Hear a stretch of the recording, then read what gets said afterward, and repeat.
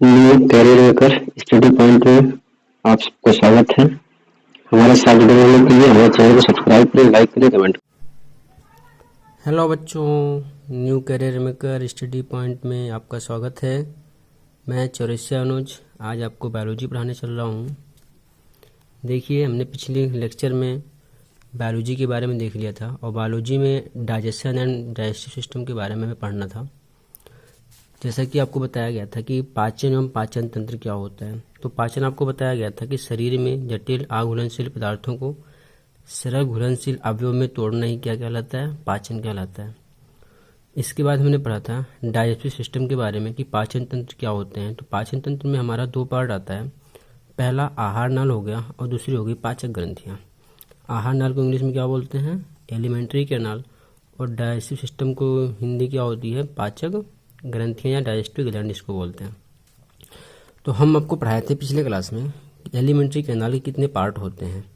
जैसा कि आपको बताया गया था, पहला पार्ट क्या होता है, माउथ, जिसको इंग्लिश में क्या बोलते हैं, जिसको हिंदी में क्या बोलते हैं, मुंह बोलते हैं।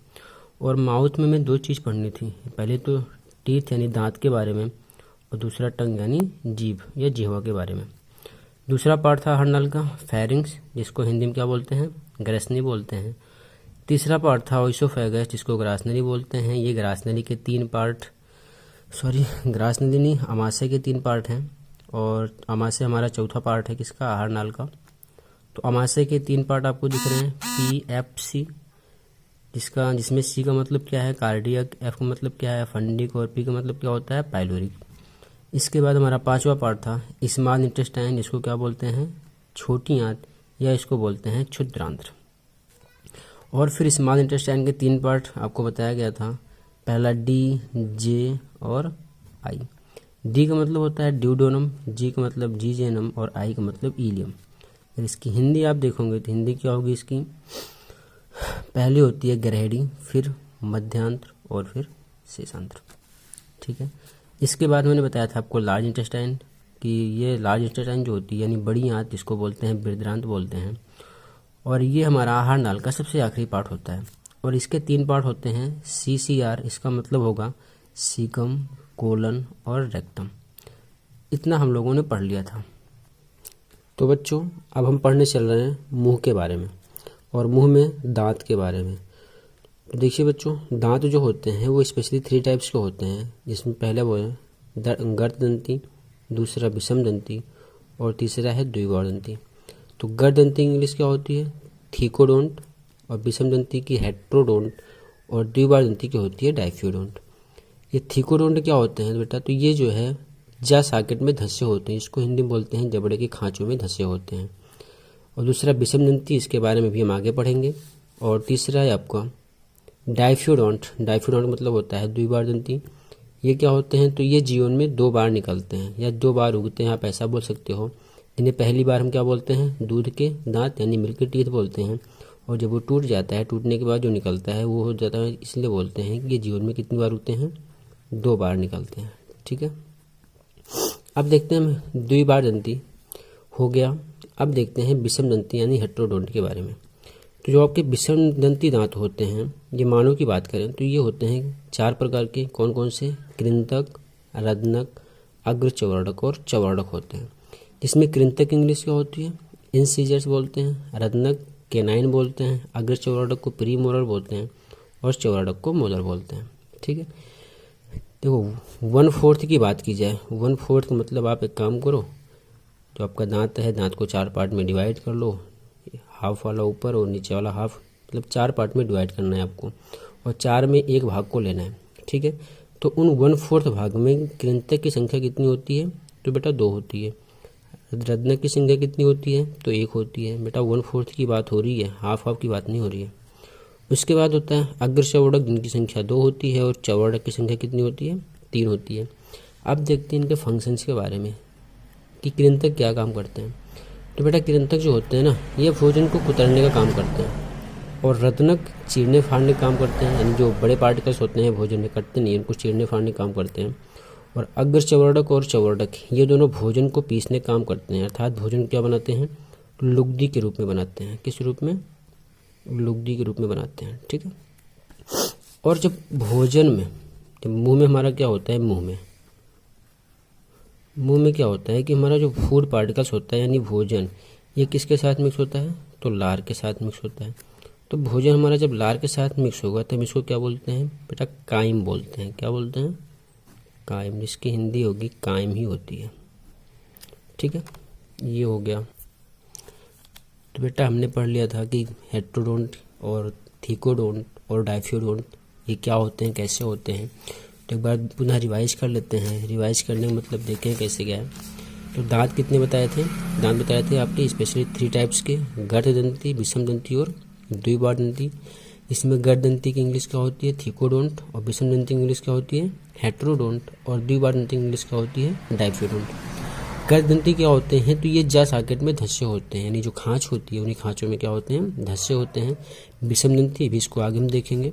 द्विबारदंती क्या होते हैं, द्वि का मतलब देखो यहाँ पे द्वि लिखा है, द्वि का मतलब कितने से है, 2 से, और बार आगे लिखा है, तो इसका मतलब जीवन भर में कितनी बार उगते हैं, 2 बार निकलते हैं। इसमें पहला क्या होता है, दूध के दांत होते हैं, टूटता है उसके बाद निकलता है, इसलिए क्या बोलते हैं कि जीवन में कितनी बार, 2 बार निकलते हैं।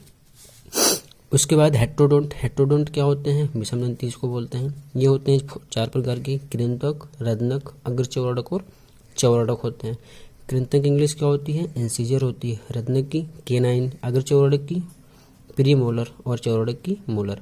अगर इनकी संख्या की बात करें तो हमारे दांत के 1/4 पार्टिकल्स में या 1/4 भाग में आप कह सकते हैं कृंतक की संख्या 2 होती है, रत्नक की संख्या 1 होती है, अग्रचौरडक की संख्या 2 होती है और चौरडक की संख्या 3 होती है।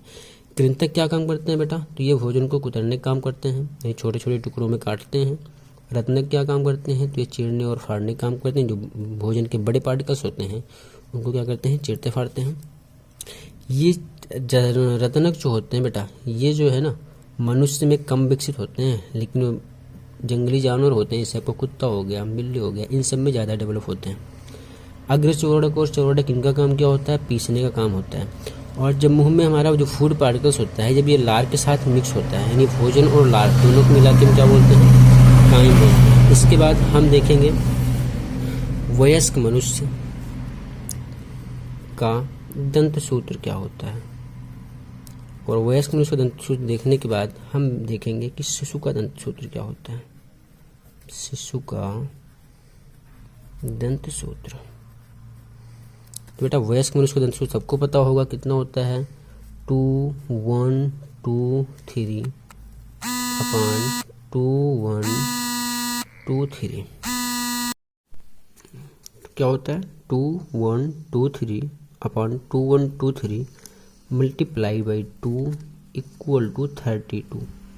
ये चीज़ आप लोगों को पता होगा, आप लोग पढ़ चुके हैं। ये जो 2 1 2 3 इसका मतलब क्या है, तो यहाँ पे हम लिख देते हैं ICPM और यम। आई का मतलब क्या होता है बेटा, तो आई का मतलब इंसीजर, और सी फार क्या होता है, तो सी का मतलब यहाँ पे केनाइन होगा, और पीएम का मतलब होगा प्रीमोलर, सबको पता है, पीछे पढ़ा चुके हैं। और यम का मतलब क्या होता है, तो यम का मतलब मोलर होता है, यानी कृंतक, रत्नक, अग्रचौरडक और चौरडक। अर्थात हम ये कह सकते हैं, देखो ये 2 लिखा है ना, ये 1/4 की बात की गई है बेटा। 1/4 का मतलब जो ऊपर वाला पूरा हिस्सा है, ऐसे इस ऊपर वाले पूरे हिस्से का आधा भाग, यानी इधर वाला आप ले सकते हैं, इधर वाला नहीं, आधा भाग। इस आधे भाग में कृंतक कितना होता है, 2 होता है, और केनाइन यानी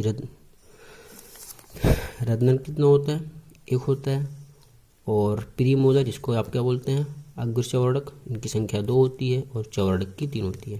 तो ये 1/4 ऊपर हो गया और ये 1/4 नीचे का हो गया।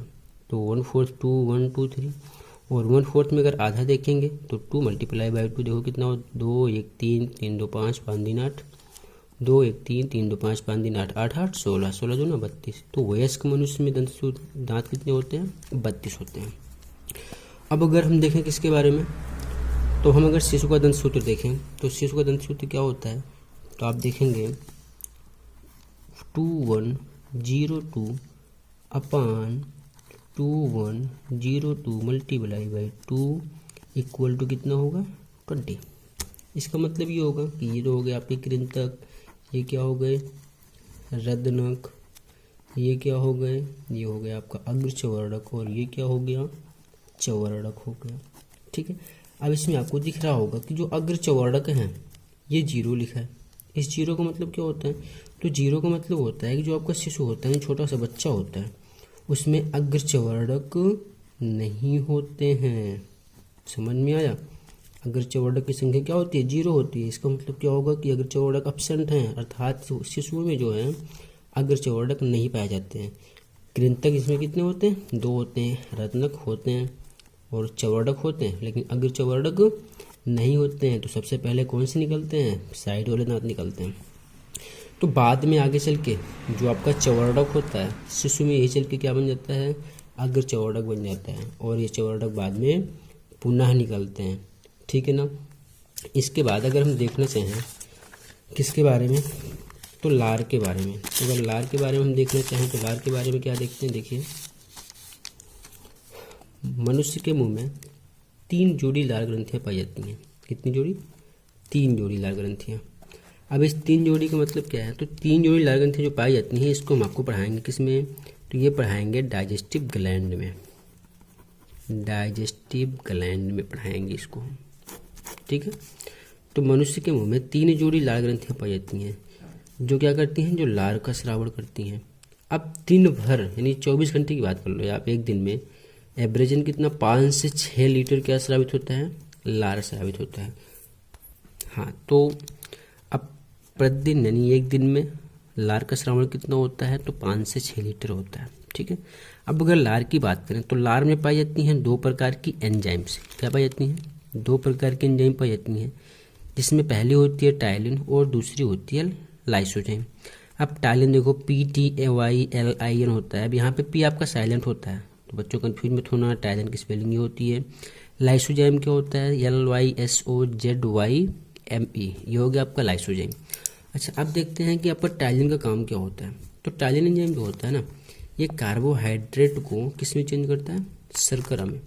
पहला काम, बहुत ही इंपॉर्टेंट काम है कि कार्बोहाइड्रेट को किस में चेंज कर रहा है, शर्करा में। अब अगर हम कार्बोहाइड्रेट का एग्जाम्पल लें तो ये कार्बोहाइड्रेट में एग्जाम्पल हमने देखो सुक्रोज लिया है। तो सुक्रोज क्या होता है, एक प्रकार का कार्बोहाइड्रेट है जिसका स्रोत होता है C12H22O11।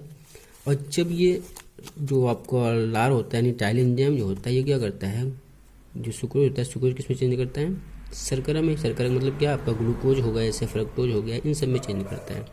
अच्छा, दूसरा क्या है, लाइसोजाइम।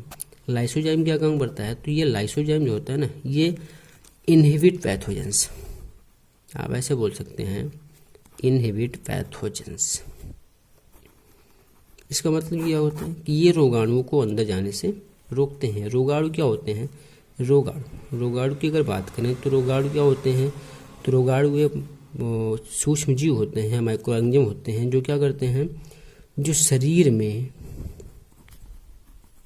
रोग उत्पन्न करते हैं। क्या करते हैं, रोग उत्पन्न करते हैं। इन्हें हम क्या बोलते हैं, रोगाणु बोलते हैं। तो जो आपका लाइसोजाइम होता है बेटा, इसका जो है डिसेटाइलिन होता है, तो ये भोजन के पाचन में सहायक होता है। लेकिन ये आपका लाइसोजाइम जो होता है ना, ये भोजन के पाचन में कोई काम नहीं करता है। इसका मेन काम क्या होता है, तो ये रोगाणुओं को अंदर जाने से रोकता है। अर्थात जो हमारे लिए डिजीज काज करते हैं या रोग उत्पन्न करते हैं, उन रोगाणुओं को अंदर जाने से रोकता है। तो इसके बाद हमें पढ़ना है फैरिंग्स यानी ग्रसनी के बारे में, उसके बाद हम पढ़ेंगे ग्रासनली के बारे में, स्टमक के बारे में। लेकिन ये सारी चीज़ें हम अगले वीडियो में देखेंगे। आज के लिए बस इतना ही। हमारे साथ बने रहने के लिए हमारे चैनल को लाइक, सब्सक्राइब एवं कमेंट जरूर करें और रिस्पांस जो जैसे भी है हमें ज़रूर बताएं। धन्यवाद।